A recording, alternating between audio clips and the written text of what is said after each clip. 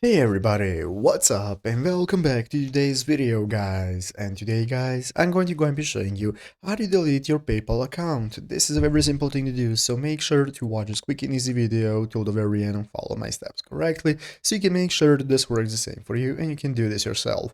But yeah guys, let's get straight into it. So first things first, we're going to be opening up the official PayPal website right here, paypal.com if you've not already, and after opening it up, you'll be greeted by this main page right here. So this is going to be the home page, but first things first, we're going to need to log into our account. So once you open up PayPal, you can go ahead and log in via the login button in the upper right corner. If you do not already have an account, you can go and create a new one by clicking sign up. And once you have logged in, you'll be greeted by this home page right here, which is the main page where we can take a look at all the info that we have, such as our PayPal balance. We have our recent activity right here. We can send or request money and so on. And that's how we can get started. So let's go ahead and take a look at what we can do to delete our account. It's very easy and only takes a couple of clicks. So once you have logged in, you'll be greeted by this home page, and in the upper right corner is going to be your settings icon. So you want to click on this gear icon right here. This is the settings options, and once you open it up, it's going to open up your account settings right here, so you can manage your account settings. As you can see, you have your security settings, data and privacy, and so on. And what we want to open up is the data and privacy option.